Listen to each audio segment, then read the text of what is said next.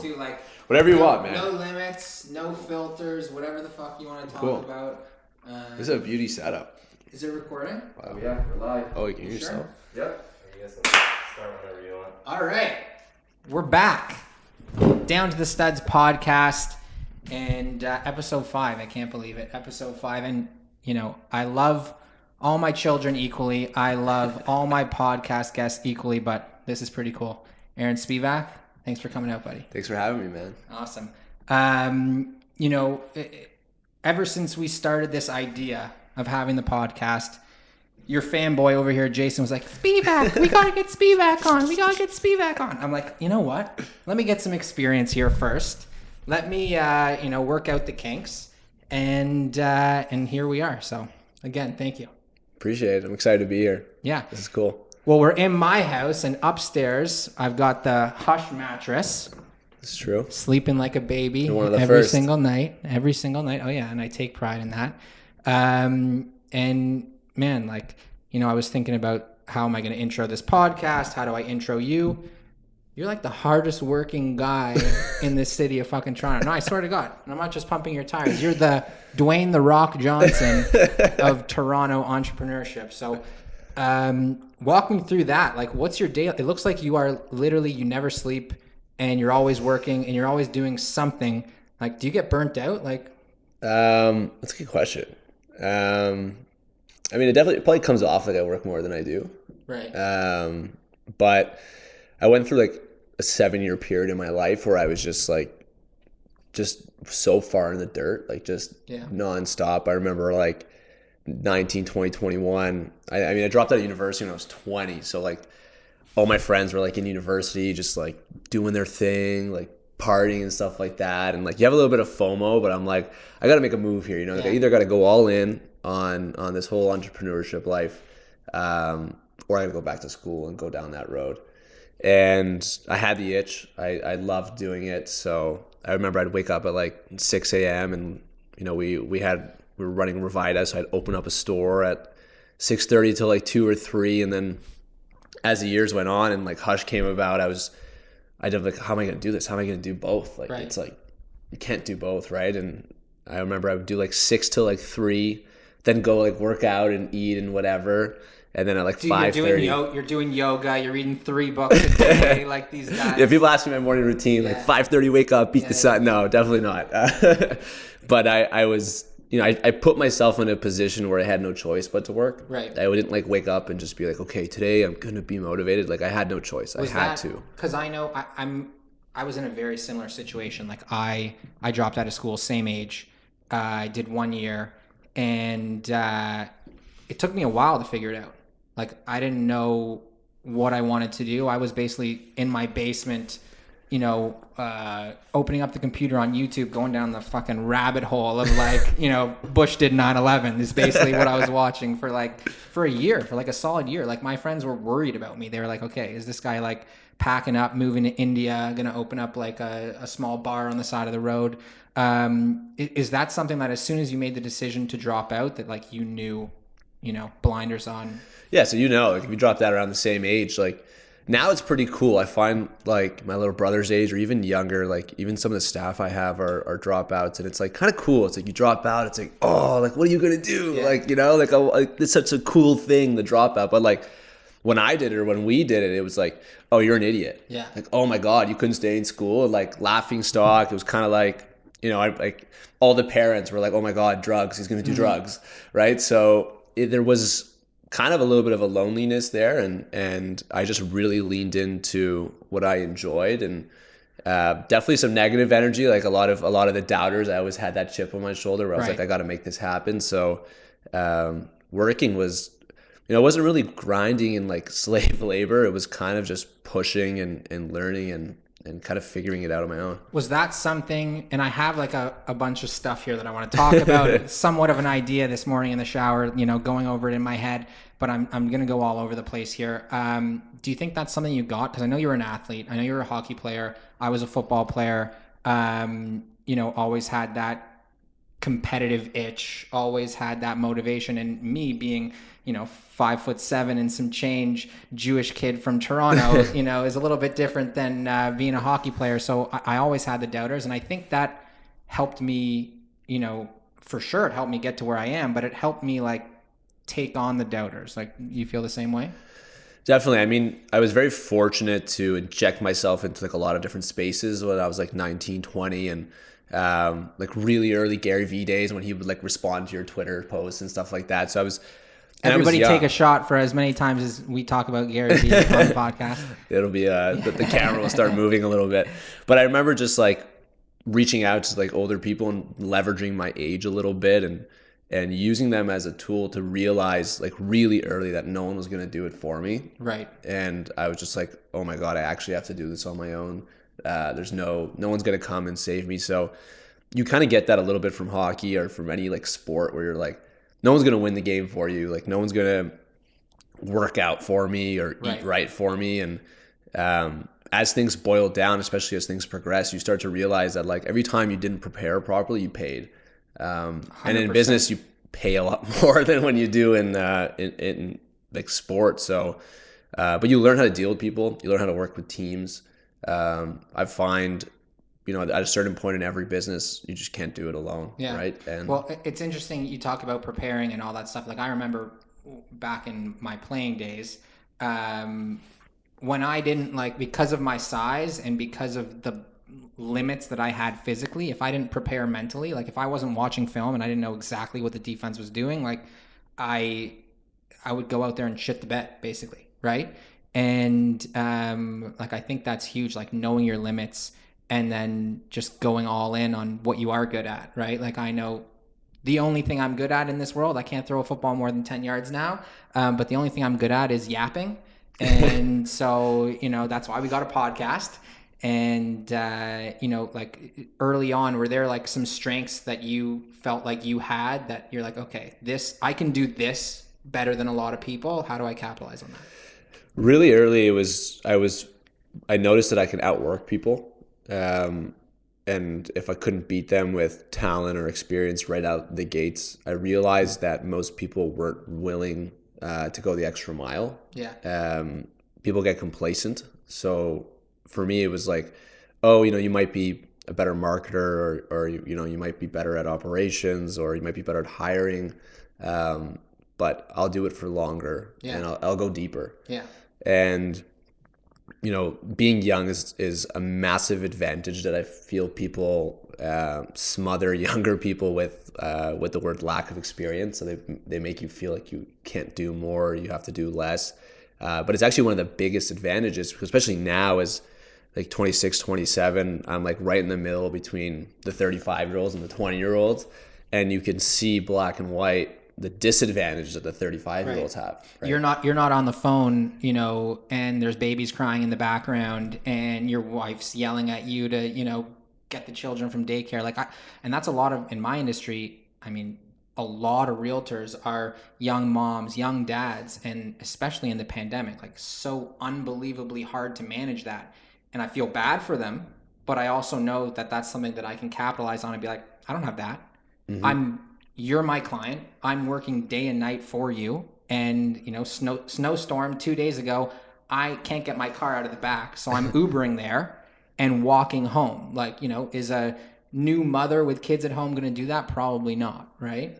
100% they're not going to. And you also have to realize that that's a ticking time bomb for yourself, because eventually you're going to be at that point and then it's going to be a level playing field. And then they actually gain back an advantage because their kids will age faster than yours, and then they'll get free up more time for themselves. So it's understanding where you are in your space and taking full advantage. Like for me, I knew it was black and white watching it, like, oh my God, I get an extra 4 hours on all of you. Right. Like there's no way you're going to beat me. Even if you're slightly more talented or slightly more educated, like if I compound that out on a monthly basis or a yearly basis, like every 3 years I get an extra year on you. Right. So on a decade, I have 3 or 4 years more. So for me, it's like people ask like, oh, why do you work late? It's like, because I can. Yeah. Like eventually you just can. And you obviously love what you're doing. You love building a business. You love, I mean, I've got such a huge list of everything that you've been involved in and things that we want to talk about. But it's like you obviously, because you have to have passion about something in order to work late, right? Like Definitely. And is that, if you had like one passion, like now I'm sure you had a dream of going to the NHL, just like I was sitting on the bed. Moment. Yeah. And, I had that dream too. And then when that diminishes, like you've got to find a new dream, right? Was it always like, I'm going to start a business? Yeah, I think at first, like we attached dreams to specific things, like, making the NHL or making a certain amount of money or having a family or living in a certain area or having a business. I felt like I was always, like I was a lemonade stand kid, always doing things here and there, and never really thought about it from a business. I just loved, providing more value than I was taking when whatever it was. I think what I fell in love with, and it took me a long time to realize this, was just progress, right? Like even in hockey, there was like, I think the last like 3 or 4 years of my career, I would say, like I knew I wasn't making the NHL. It's just like too old, not a top 2 scorer, top 3 scorer in the league. Like there's just younger guys coming up who are just as good. And I was like, okay, this is not happening. But like good enough to play and still have fun and progress. And that's the only reason I stayed, because I wanted to, win a championship or just get to the next level. And I find that even in business, like even in life, right? Like you kind of get sad or you lose the passion when you stop progressing, right? Like I find even with some friends who are like, have such incredible jobs and they're like, oh, I don't like it so much. I'm like, literally, this is an incredible job. Like you made this happen. And well, I've been doing it for 2 years and that next step hasn't happened yet. It hasn't happened fast enough. Right. So I love the progression. I love the growth. Like I get excited about the new products. I get excited about the new customers. And that's like kind of the fuel to what I love doing. No, that's awesome. And something else that I've talked a lot about and that I think a lot about is like the pool of people that you're competing against. And I know you mentioned like you're working 4 more hours than those people. But the majority of those people that you're working 4 more hours than, you're actually working like 10 more hours then, because they're not even fucking working, right? I always think about that. It's like people, when I first went into real estate, people were like, well, why are you going in real estate? There's 60,000 agents in the city. Like it's so, overpopulated and there's going to be no business for you. It's like, okay, so there's 60,000 agents in the city. How many of them like can actually have a conversation? Let's throw half of them out. Yeah. How many of them are just doing this because they didn't know what else to do and they have no motivation? And then like, what's the percentage of people that are actually going to work their ass off and actually be good at it as well? Right. So I always think that if you're willing to work for it, that, you're already ahead of so many people, because a lot of people, which is completely fine, are willing to settle for certain things and they have other priorities in life. I know you mentioned about like starting a family and all that stuff. Is that something that you actively think about and like, okay, when I get to that point, I'm going to have to work less. Like, how do you take steps to ensure that, it's not just like one day and then you got to quit cold turkey? Yeah. I mean, I think like I view life like pretty black and white, even though it's not. Like for me, everything's about setup. And, although there's been like a million success stories of people just like jumping in blind and like it just works out. And, some people have no setup at all. And then they get married and like have 2 kids in their mom's basement. And like 5 years later, just this like massive success story. They build like a family treehouse business or something. I don't know. Right. But like, there's always going to be outliers. But for me, I know that I see the biggest success in people, and especially now I've been really fortunate to connect with a lot of different people and just like watch them. And I'm fascinated by every move is about setup. And it's like, okay, I know for a fact, just in my pipe dream, that I will be, married in 3 years. So if I have 3 years left in that, what is like in that 3rd year, what does my life need to look like? And like, I kind of like close my eyes and I really feel it. And I'm like, okay, is it a house like this? Is it a condo? Is it a bigger house? Do I need land? Am I the type of guy that, do I want my kids to run in the backyard? That means I need to have a backyard, right? So I really envision that. And then I zoom all the way back into today and be like, okay, what do I got to do today to get that? What do I got to do to be in that position so that I feel good, that I'm set up in that way? So like those people that I'm competing against per se, like the ones who are the best and actually with less time I still can't catch, is because their setup is impeccable, right? They don't need to work those 3 or 4 hours because the system is built and it's working, right? Like you can work your ass off, but someone else who's been in the business for 20 years might have a team of 50 of you. Yeah. And you're just like, there's nothing you can do. Yeah. There's nothing you can do, right? So, but there's a lot of people who don't prepare for it, and it hits you just like a train, and it's like, oh my God, I have 2 kids and a mortgage and a this and what? And then those are the people I'm competing against. Right. But yeah, for me, setup is key. Right. And obviously, I mean, you're set up pretty good right now, I would say, so let's go right into it. I want to hear about Hush. I know you've got a ton of other stuff that you're doing as well. I know you mentioned Revitasize, and we'll go back and talk about that as well. Hush, how did it come about? Like, how did it start? Take me back to the beginning. Yeah, I mean, my business partner, Lior, had a very similar kind of trajectory. He dropped out of school after a year in, went, through on a life discovery mission. I think he was like going to do a hot dog stand outside ACC or something. And really, even like at a more brutal time actually than when I dropped out. So just really tried to figure out on his own. And we met like 3 or 4 years later. He already started his software company, and, Revita, I was managing, I think 4 or 5 locations. And we kind of just gravitated toward each other because I had like nobody who was doing what I was doing. Most of my friends were in school, and he had nobody doing what he was doing because most of his friends were in school or just starting their career. So we just took a hold to each other, and I remember just being super fascinated about what he was able to do online, like watching him conduct webinars to like 3,000 or 4,000 people and earn income that I was slaving over and doing it. And I was just so fascinated by it, and we just became really good friends. And then I remember in 2017, I really wanted to learn about like Amazon and online selling, and I just launched the Revita online store, which was like just exploding. And I was like, oh my God, I built this website for like 10 grand, and like it's doing as much as a store, and a store costs $250,000 to build, and real estate, and it's like just a whole thing.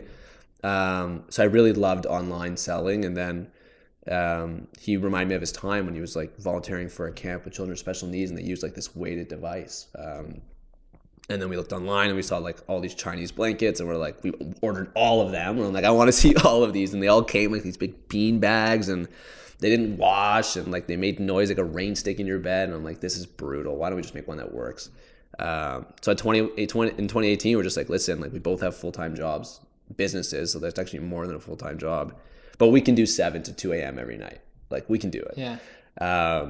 And we're like holding each other accountable. Or like, listen, 6 months. If we're not profitable, like we'll wrap it up. Right. Like we'll just do it. Well, I remember hearing about, and I'm not super huge into that world, but I remember, there was a time when every single ad I would see on YouTube was like, Amazon drops shipping, like you can make X amount of dollars in X amount of time, blah, blah, blah. Like it's so easy. Just follow this 10-step plan. And Ty Lopez. Yeah. Like is it still like, no, no, it's not. No. Okay.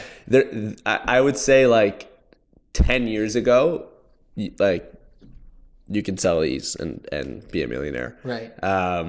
When I think 2017 was when it was becoming really competitive, and like, but you can find some sweet products that like weren't very competitive. Nowadays it's virtually impossible. Right. Yeah. And so I guess, you needed to, rather than just having the product and sending out as many of these things as possible, you actually needed to create a quality product, and you actually needed to create a quality business with backing, because that's not just drop shipping on Amazon, that's creating a whole separate entity, right? Yeah, there's 2 things we didn't want to do. We didn't want to drop ship just because we had like, I think maybe a little bit of ego involved. We're just like, I can't sell someone a product and then have it come from China, like wrapped up in a yellow tape, like just a horrible experience. So like we need to house the product, we need to brand it, we need to find a way to make it unique, and then we need to really just like push it in our own unique way. Like I didn't, our biggest like pain point when someone said, "Oh, I got a weighted blanket from you," was like, it was like, hey, we didn't do it yet. Like, we haven't figured it out. It was, I got a Hush blanket, and the second that took 2 years to happen, but like that was our driving force. Like I remember even like we have a competitor in the US called Gravity, and someone's like, oh yeah, like I've seen those ones, the Gravity blankets. Like, yeah, like I ordered a Gravity blanket, and it'd be like from Walmart, but like they associated almost like Kleenex, right? they associated the product to this brand. So for us, that's like, we just wanted to build a brand that people trusted. And we launched in 2018 at like 8:00 at night. We ran like a small Google ad, and we made our first sale, and we like fist bumped. It was just like electric, right? A small Google ad to now where I literally can't turn around without seeing Hush like, huge on like a streetcar. Like it's, and that's the dream, right? And like I'm, as a real estate agent, I'm thinking about, okay, what can we do, guys? Like, let's put ourselves here and here and here. And like, it takes a lot to actually execute that. Like that is literally guerrilla marketing, like at its finest. How, like, did that come from, because I know we'll talk about Dragon's Den, but did that kind of come post Dragon's Den, or was that always like, were you just building and building and building? So we were pretty strategic, like in our initial build. We were able to sell out quite quick right out the gates. And the way we did that is, it was actually simple math. So on Google, we knew that there was X amount of people searching for a weighted blanket. And we didn't have the brand. So not like nowadays, there's thousands and thousands of people searching for a Hush weighted blanket. But originally it was just a weighted blanket. And we just wanted to compete on those terms. And they were pretty competitive. There were some competitors. So we did some deep dive, and we knew every single thing about our competitors. I knew where they lived. I knew where their rent was. I knew their living expenses. And we were fortunate to have other businesses pay our bills. So we're like, how can we be number one? And the only way to really be number one is you kind of got to get like real thin on your margins. You're not going to be too profitable. Right. So we kind of ran that for like a few months, to the point where we almost drowned our competitors. And then we were able to pull back and get real profitable, and then invest in alternative marketing. We went right into Facebook ads. We were one of the first to do it in the city, especially in our niche. And then just scaled the business insane. And we, instead of just keep selling the same product, we came out with, the Iced 1.0, which is the world's first cooling weighted blanket. And then we launched our Kickstarter for it, and then Dragon's Den, and it just kept snowballing. How did you even get on Dragon's Den? So our first summer in 2018, we started in January. So January until like June, we were like doing, I don't know, 2 or 3 sales a day and like fist bumping every night. It was awesome. Probably spending more on the dinner to celebrate than we actually made. And we had some, like, one of our friends was doing fulfillment for one of our competitors kind of, and we knew that like the number one in the country at the time was doing like 20 a day. So we were like, there was a North Star to work towards. And then the summer hit, and we made like 1 sale a day, sometimes 0. And it was like super depressing. And I remember like Leo and I were like, okay, we have X amount of inventory. Let's just liquidate this thing and like shut it down. Like, I don't want a seasonal business. He doesn't want a seasonal business. This is when? This is like our first like time around the globe. So like we started in January of 2018. This is June. It's like 6 months in. Okay. First 6 months we thought we were just like geniuses, and then summer hit. Who wants a sweaty weighted blanket? No one was buying. But we're like, hey, like this can't be it, because the product is still good, the demand is still there, but why is nobody buying? So we emailed, like, I think we had about 1,000 customers. We emailed all of them. We're like, why wouldn't you buy this like in June, like right now? And every single person that did come back is like, well, it's way too hot. Like, it's way too hot. So we said, oh my God, like there's no cooling weighted blanket. Like, is this for real? Genius. So we started developing in August this fabric, which was the Ice 1.0. And we realized to develop a fabric, you have to buy like thousands and thousands of different yarn and put it together. And the MOQ was, I think, was like 400 grand. So we're like, we can't afford this. We don't know if it'll sell. So in March of 2019, after developing it and figuring it all out, we launched the Kickstarter, which was probably the most wild experiences ever, as the world's first cooling weighted blanket. And in 30 days, we did $1.5 million, which is like top 10 of all time in Canada. Right.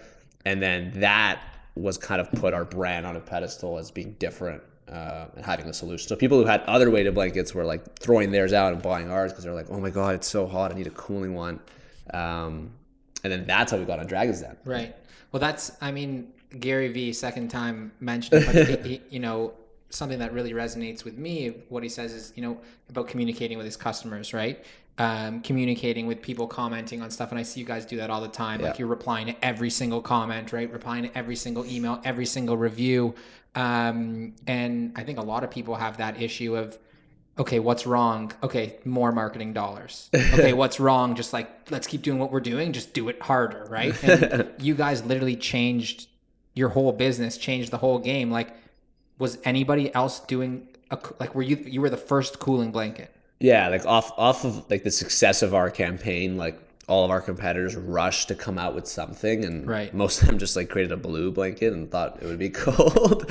and like I was actually in Walmart the other day. They had a cooling weighted blanket, but it was just black. It didn't like it's the same one. Yeah. So because it's a tremendous amount of investment to like create a fabric, and for a lot of brands out there, the weighted blanket isn't their main product, so they're not going to invest in it. They're not going to do any R&D. So Right. we kind of took it and just went a completely different direction. So Dragon's Den comes along, and like, is that, or I guess it was just like, okay, you guys did so fucking well, you're gonna get on Dragon's Den regardless. Honestly, it was a joke at first. I followed like Michelle Romano on Insta, and she like threw a story saying, swipe up to apply, back when swipe ups were swiping up. And I remember I forwarded it to Lior, and I'm like, wouldn't it be so funny if we were on Dragon's Den? He's like, yeah, like apply. And I applied from my phone, and like you have to like write like massive, but I was just like lazy, and I just like ripped something short on my phone. And then they got Just, like, back the to numbers, us. just like Just like screenshots. So I'm like, this is what it is. This is what it is now. Like the story's pretty good. Like jot notes. And they got back to us. They're like, this is like a horrible application, but why don't you guys come in and like pitch one of the producers? And then that was actually a strategic move, because there was one in Toronto on the Saturday, but one in Waterloo on the Sunday. And we're like, if we go to Toronto, there's going to be thousands of people. Like, why don't we go to Waterloo? So we went to Waterloo. It was us and two other people. Right. One was a tequila company that was previously on the Den, so it wasn't going to work. They tried to rebrand. And then the other guy, and we were like so unprepared. I forgot one of the blankets. Like, it was really bad.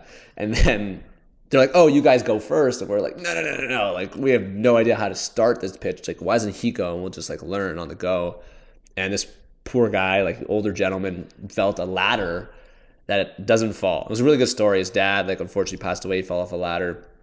It was a ladder that had like a leg that would, like, as you tilt too far, the leg would like come out and like catch you. It was pretty cool in concept. So he like put it up, leaned, leg didn't open, the guy fell. It was like the most traumatic thing. It was older gentleman, like everyone's picking him up. Like, you guys are like, what am I doing here? So we're like, okay, we can't be worse than that. Like, poor guy got injured. There was a whole thing. We come up, we like start stumbling a little bit, and we're like, you know what?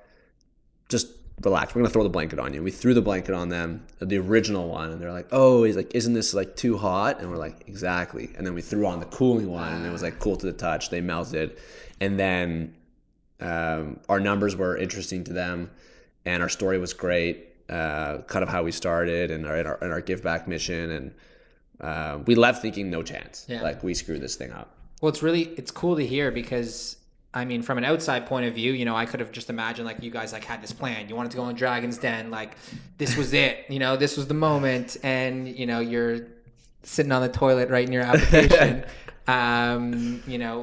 Which like I've done for like The Bachelor. Right. At what point did you guys realize that, okay, this could be a really, really good opportunity? I think it was when we were like about to go on the Den.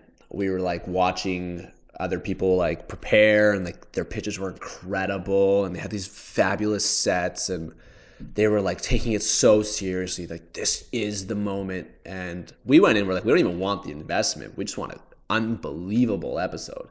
Like, we just want something sick. So, and you work with the producer, and the producer loved that, because they're making TV. They're not making deals. Right.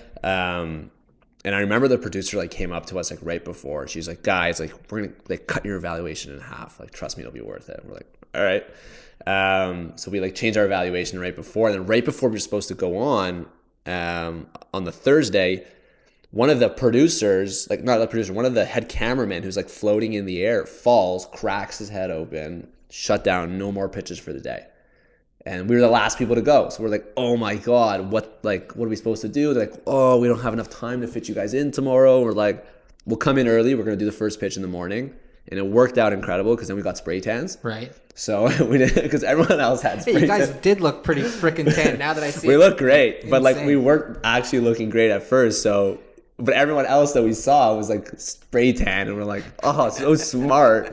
So we rushed to get a spray tan. Next morning we look mint. And it was way better, because I wouldn't like imagine pitching after like someone gets injured. Like the mood was like whatever. Right. We were like right in the morning, fresh off the coffee. My eyes were like coming out of my head. Like we were just buzzing.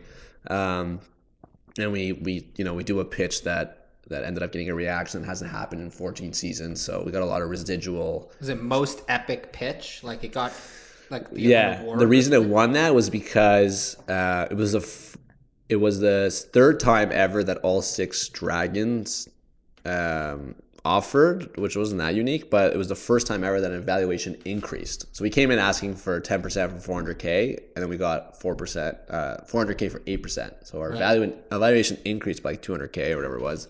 And that's never happened before. It's usually the other way around. Like they cut your evaluation, which was awesome. That's insane. And then like behind the scenes, we see Dragon's Den. Oh, great pitch. Okay.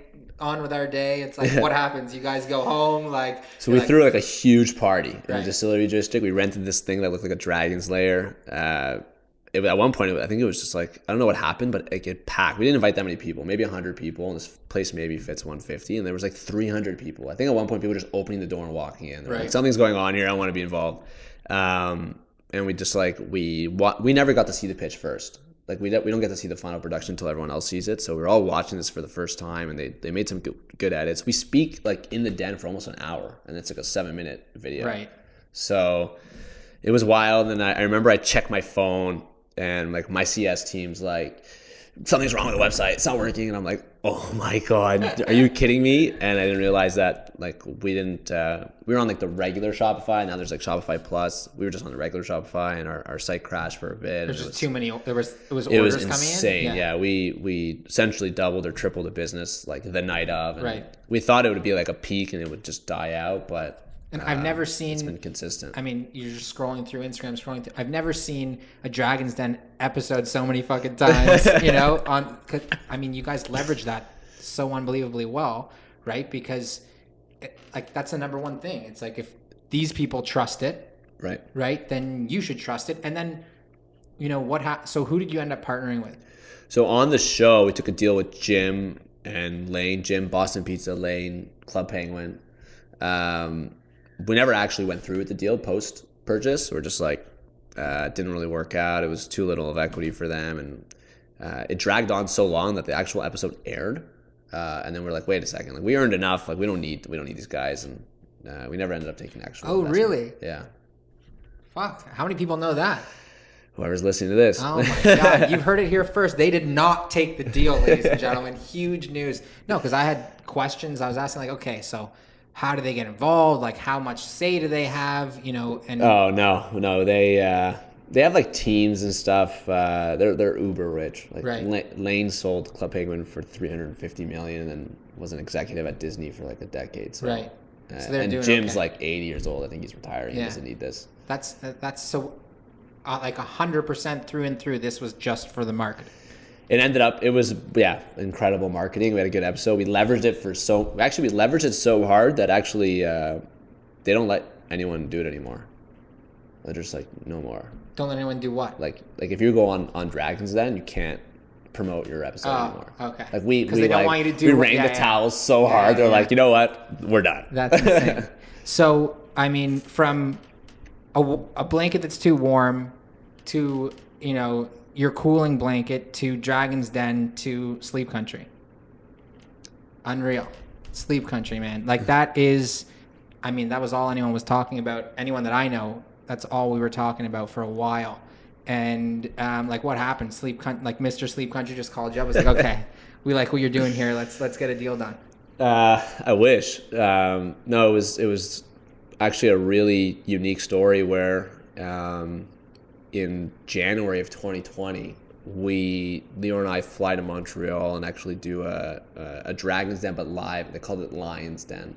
There was 300 people in the crowd, and then a bunch of like rich people sitting in these seats, and you would live pitch, and the crowd would like vote who would win, and you would do a deal. And it was like a Jewish fundraising event. The CJA ran it, and so obviously it's like a bunch of rich Jewish guys in the crowd and whatever, and we win pitch of the night, and it was, one guy comes up to us after and he goes, hey, like you've got to meet my friend. Like you've got to meet my friend. And like everyone is saying that, like, oh, I've got this for you. And the Jewish, everyone's trying to help each other, and we're like, sure, well, yes, no problem, we'll follow up. And he connects us to this guy's assistant, and this assistant's like, okay, you guys are going to fly back to Montreal in March and meet this guy. I'm like, okay, I still have no idea what's going on. COVID hits, meeting never happens. We don't really care. We don't know who this guy is. We don't know whatever. And then like 2 months later, this assistant reaches back. She goes, hey, like, I'm gonna reschedule this, and we're gonna do it on Zoom. We're gonna do it live. And we're like, okay, whatever. And then in June, we like hop on this Zoom call with this like incredible guy. He's so nice. And we're like, okay, we don't really know what we're doing here. So we start pitching the blanket. Like, oh, like probably gonna buy a blanket, right? So we're like, blanket this, blanket that. And I remember at one point, he looks at us and he's like, do you guys like know who you're talking to right now? Or like, nah, like, like a dormez-vous or something, buy a blanket. He's just like, no, like, he's like, I'm one of the founders of Sleep Country. Oh, and we're just like, oh my goodness. Like, we just go like white in the face. We're so embarrassed. But yeah, we just like took an immediate interest. He was like one of the most interesting guys ever. And we really connected, and we just kind of became friends and like stayed in touch and spoke about business for almost a full year. So this was before the mattress. Yeah, this was before the mattress. This was like Corona 2020 shutdown, kind of when like we leaned, when everyone was pulling back marketing spend in 2020, we doubled down. We're just like, like open the doors. Sure, like, TTC buses are a third of the price. Why not? Right? And everyone's sitting at home and wants a fucking blanket on their couch, right? And they're watching movies all day long and working from home, literally sitting on their bed cross-legged with a blanket on them. Yep. So obviously, the pandemic's been really hard for a lot of people.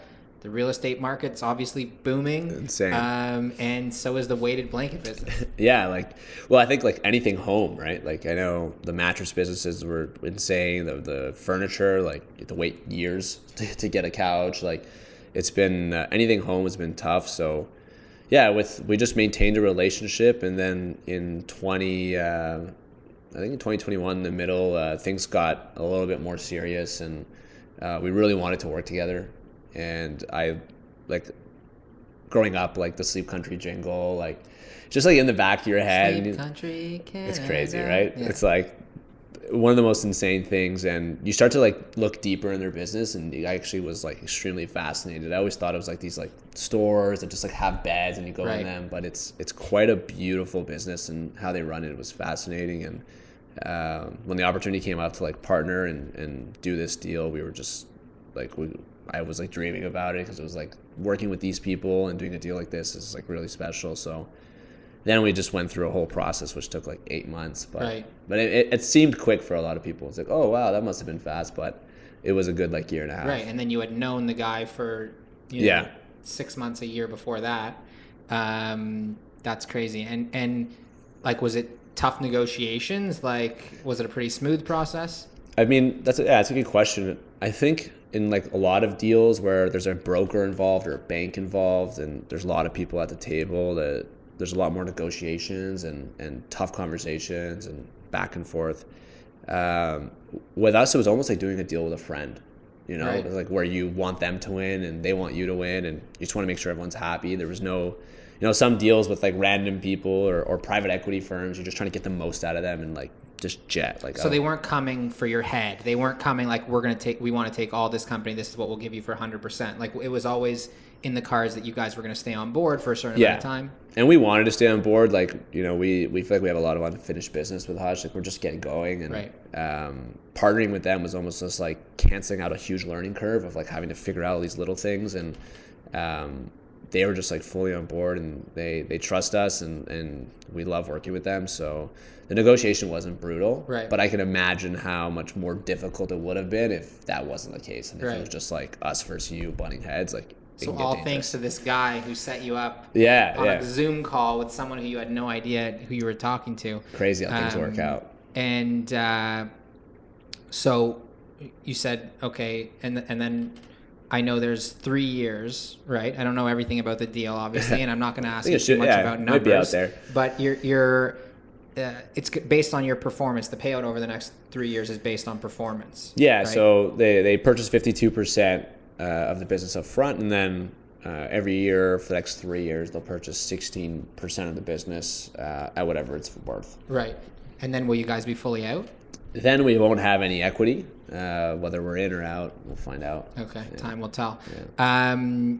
That's so unbelievably cool. And like, are you sitting at a table, like going over the numbers, like you're about to have this meeting and you're like, okay, so if this is this and this is what we should be valued at. And you're like, oh my God. Like, It's interesting because like you're only ever valued what someone's willing to pay you, right? Similar to the housing market, right? If someone's Right. not willing to buy, the prices go down. But at the same time, there's less buyers at the table, and we were actually interesting because as our conversation and our energy started to switch to an acquisition, we started kind of attracting it. So like, I don't know, we started getting emails like, hey, are you guys selling, or do you guys want to sell? And we're like, well, where is this coming from? So there was a little bit of that, but yeah, eventually you agree on a multiple, you agree on a number that works. right. But ultimately, like, if you're not happy with a number, you're not going to take it, right? And if it's too much, they're not going to pay it. So it's really about being Being reasonable, right? That's in any deal. It's like if one party is irrational, then you're never going to get something done, right? And like you said, you guys were trying to work together and get something done that was best for both sides. So that's unreal. Congratulations. Absolutely epic. You can see the article out there. You can just look it up. Hush acquisition. Like I was looking at this morning, I think it's 48 million, right? Yeah, that was the valuation. That's the evaluation, which is, and then you just have incentive over the next 3 years to just grow it as much as humanly possible, because that's only going to increase the evaluation, right? Yeah, like for us, the mission was to get into 1 million homes. We're at like just under a quarter of the way there. So we think, with scale and coming out with new products, we can do it. But that's our real goal, is really just to keep growing and have fun with it as much as possible. Unreal. Well, I have a list here in front of me from Jason while he was fangirling and compiling all this stuff to ask you. So I'm just going to go in order here. Just had your birthday, 27th? 27th birthday. Yeah. What'd you do? What'd you get up to? I saw you were in Muskoka. I just had like a dinner at my mom's house, and then went up to my cottage in Muskoka with just a few friends. The Hatch. The Hatch The Muskoka. Hatch. That's sick. Yeah. What's that, a sauna that I see in every photo? Yeah, the wood burning. Yeah. That was I love the wood burning because I don't have to it's such easy to do. But we got a hot tub there, which is not wood burning, and it's a headache. And when did you guys buy that? So Leo and I bought that in October 2020. Okay.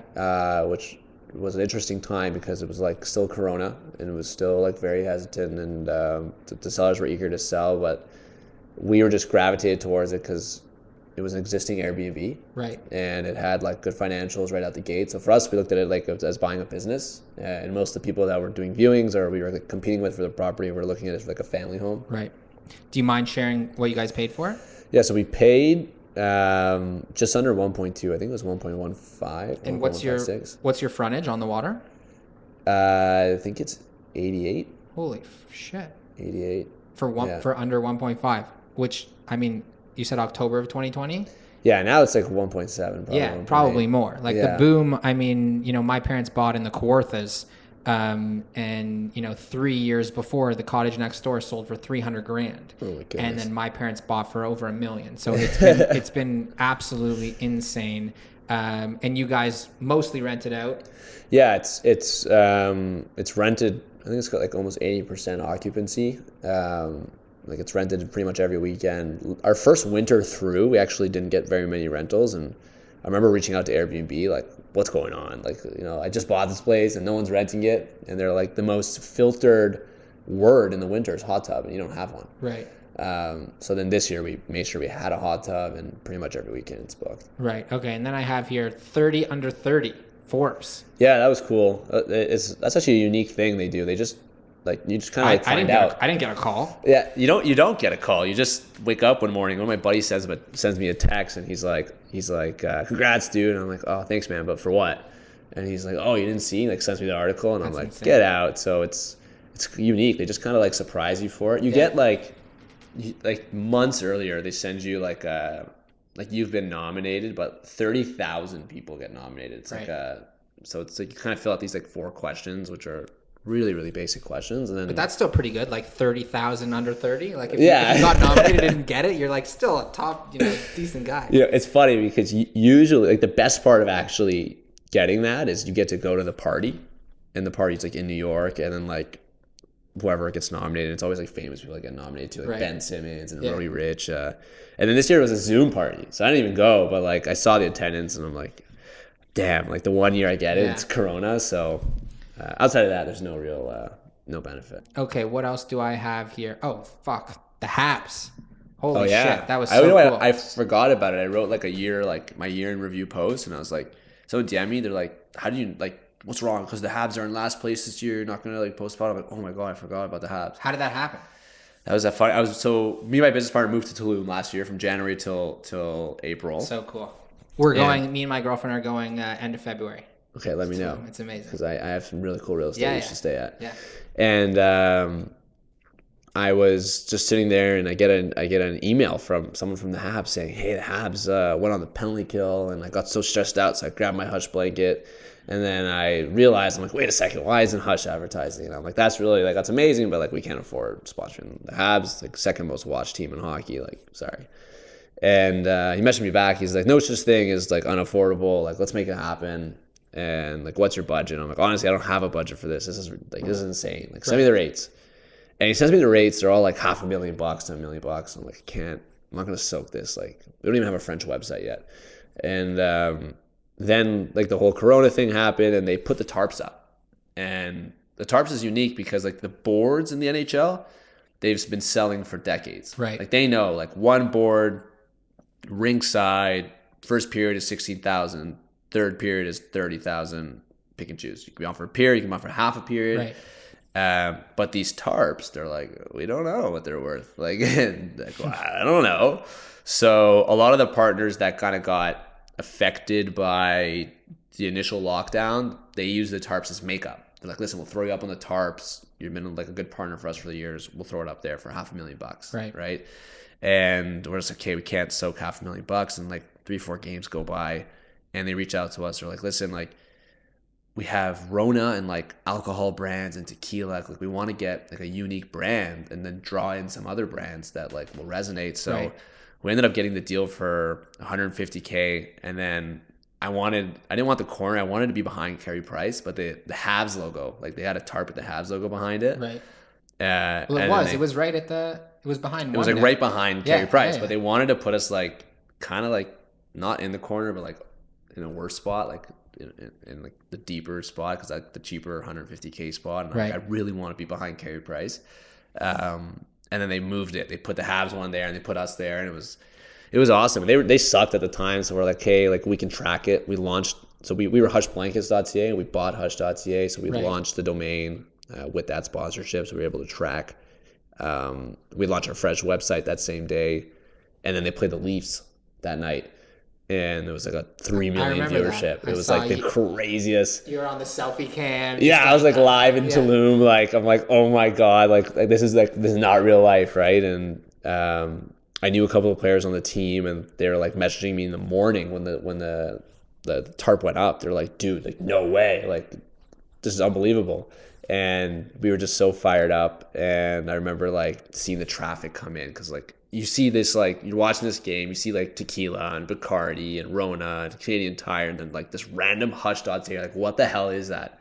So our traffic just went way up. It looks so good. Like I'm closing my eyes and I'm visualizing the logo. It looks like I want to sleep like in the S, like just sit in there. Like it looks like a comfy like. Yeah, it just worked. And then our contract, they were so bad, so our contract was negotiated to where a playoff was bonus, because like they're not going to make the playoffs. They ended up making it, like the last 2 games of the season they win, and out of nowhere these guys just heat up. Yeah. And they go all the way to the Stanley Cup Finals. We end up going to a few games when they opened it up. It was one of the coolest things. Are you a Leaf fan? I'm not an anything fan. I think I'm like, my inner child is still bitter that a lot of the guys I played with are on the team. Right. so I can't root for them too much. Bunting, but like, yeah, like I can't even say it out loud. So, just like my inner competitive person. But like I've got some friends like Travis Derman and stuff. We went to high school together, and it's like every guy I know that used to play hockey, doesn't matter what level. It's like Dermot sucks. Like, that guy sucks. Like I should be on the Leafs. You know what? He was actually incredible. So like with him, it kind of just made sense. He was so good. Yeah. But like Bunting, for example, like that came out of nowhere, right? It's like what? Like it didn't even make my team, But no, you like now that we're like older, you kind of like are a little happy for them. But like I remember like a little bit. Like growing up, I could never watch them. But like I don't know. I feel like we're always just like fans only when we need to be. Yeah. No, for sure. Like I was a Montreal fan for that playoff run. Yeah, I mean, I was a Raptors fan when when we won. Have I watched a single game this year? No. Unless I go, I'm not watching. Okay, what else do I have here? I'll try and go fast. 29029 Everesting. I don't even know what it is, but looks good, Jason. That's good Tell research. us about it. So I have this. To be like, do you ever see like what's that guy's name, Nardwar or whatever, who like asks you questions that you're like, how did he know that? Yeah, that's good reach. I mean, so I have this whole thing that every year I try to do like one or two things that are like absolutely scare the shit out of me or like just really impossible. And I signed up for this a year earlier, and then it got canceled for Corona, and then got pushed to this year, and it was essentially like it's a challenge where you need to climb the equivalence of Mount Everest, which is 29,029 feet. But the challenge is you have to do it in 36 hours or less, or you fail. And basically what you do is you climb this massive mountain. Then you take a 15-minute gondola ride down. Is it like, are you in the cold? It's cold at the top. So like you go through that's another thing. You're like at the bottom, you're like jacket around your waist, halfway up you put it on, then like gloves come on, and it's each ascent is probably like an hour and a half. And I thought it was a hill. That's what I thought. Okay, I'm going to climb a hill for like an hour and a half, take this, it's just a grind, Like go back home, crack open a beer. Yeah, like 13 times, can't be that bad. Like I'm justifying it to myself. I'm not training that hard. I'm like going to like Earl Bales and like going up and down a few times, And then I get there and I'm looking at this hill and I can see basically the first section. Otherwise, you just can't see the rest. I mean, think about it. It's like 2 miles up pretty much. And I'm like, hey, the first section looks pretty bad, but like, they're like, oh, it kind of flattens out. Don't be too worried. Just the first section. I'm like, okay. And then I remember like, we start at 5 a.m. They like blow the horn. Like all these guys are like Navy SEALs and stuff are like, let's go. Like you're gonna crush this. Like don't feel the pain. And I'm like, what are these guys talking about? I'm 26. I'm young. I'm healthy. I'm gonna crush this thing. Like no issue. Just 30 hours. I can stay up. And then I remember like, I'm just like, I hit this first hill and I'm climbing probably for like 15 minutes. And I realized for a second, I look at my cousin, I'm like, it's not a hill. It's a mountain. Like, I'm looking for my, like rock climbing. I'm using the sticks and it's like one step at a time. And I'm like, okay, whatever. This is probably that first section they were talking about. It'll flatten out. And then I realized it's 2 miles of an hour and a half of straight up. Like straight up. Like you're harnessed in. Like to something. Like you can't just step. You have to climb. Right. And I was like, oh my goodness. This is like the double black diamond trying to go up. And then I finished the first ascent. And I kind of like look at myself and I'm like, oh my goodness, I have 12 more. And it was one of the most challenging things ever. I ended up finishing in 30 hours. And like the last two, you kind of feel good. But you learn a lot about yourself when you like put yourself in a situation like that. And you realize that your brain is kind of selfish. Yeah. It like wants to keep it. The brain knows that in order to stay alive, it needs to keep the host alive. So whenever you experience a little bit of pain, it like amplifies it. Like I thought I had a hernia, slip disc, like mental toughness, right? You learn a lot. So I mean, with everything, I'm a baby. I'm a huge baby. Heights, I could never. I mean, I walked from Dundas to Queen Street the other night and was like exhausted. Came back here and was like, I'm never doing that again. Have you done skydiving? No. No, you should. No. I'm scared of heights too, so I just jumped out of a plane. I mean, eventually I would. Like I'm the kind of person that you get me somewhere, and like if you're doing it, I'll do it. Like I'm a should do it in 100% yes man. Well, Playa, but if you pulled up the private jet right now out the back laneway and you're like, let's go, we're going to Tulum right now. Like I would. You just need a push. Yeah, okay, I just need a push. Let's get it now. I'm huge FOMO. Tulum, I'm going end of February. Let me know. Like, Go to Playa de Carmen. It'll be the best skydive ever. Yeah. Yeah, you just jump out, you see the coast. my girlfriend Jacqueline, I think if she went skydiving, all of her limbs would just fall off of her body, and she would like You're strapped in pretty good. I did it in Israel, and that was like next level because these like guys think it's a joke, so they're like playing around with the clips. Or like right before I went out, he's like, "Oh my god, I forgot this one." I'm like, "What?" And I'm like, I'm like out of the plane. Yeah, I couldn't do that. So maybe like a more like I don't know. People do it in Toronto, but the scene like you want that coast. You want like Yeah. You're Well, flying. listen, this has been. I mean, I won't say it's the best podcast we've done because I love all my children equally, like I said, but this has been awesome. I mean, I've learned a lot. I think everyone has learned a lot if there's anyone listening.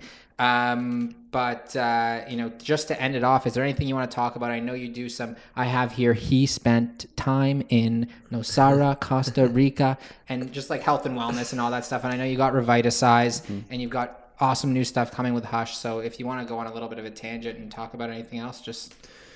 I don't know, the way I kind of live is just maximizing like every single year, and then in order to maximize the year I kind of work backwards and try to maximize the quarters, and within each quarter what I'm going to do. So like I'm a little bit insane in where like I pretty much have this like whole year planned out. I just got to execute. Right. Like I'm a firm believer that nobody is good enough to just wing it. Like I just don't think I've never met anyone that's been able to successfully wing it consistently. Not sustainable. So I plan everything out, and I plan my trips. I plan, I've never skied before, so like I'm putting in like 2 things in skiing like this year. I'm like Blue Mountain first, right to Whistler, like needs to happen. Right. Because I value time a ton. Not that like I'm thinking mine is worth more or whatever. It's more about just like I know it's like slipping out. I only have, my parents are getting older. Best case scenario, what they're 65. So best case scenario, they have 20 good years left. So that means, people are like, oh, I got 20 years, a lot of time, right? Like I'm good. I got 20 years with my parents, like my kids, and I don't view it like that. I'm just like, I got 20 summers left, 20 birthdays left, and if I only go, if I bring them up to my cottage twice a year, let's say, I've only really got 40 times left at the cottage. Like when I'm at the cottage with them, I'm more present because I kind of view it. People think it's a little bit sad, but like it's kind of how I maximize my life. And I think about it like if I were to bring my dad on a trip that requires adventure, he's 65, like maybe he's got 10 years left where he can like do like physical stuff. Right.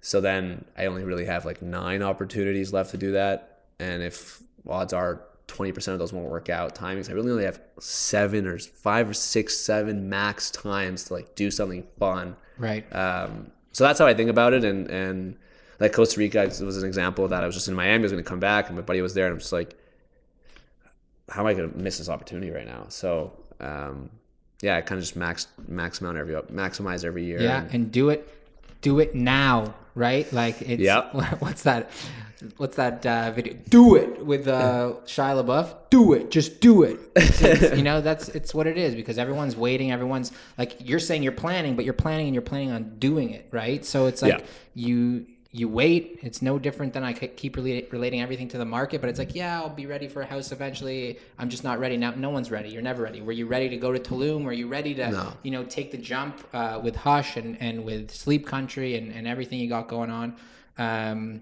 Do it. I appreciate you. Thank you for coming on. And man.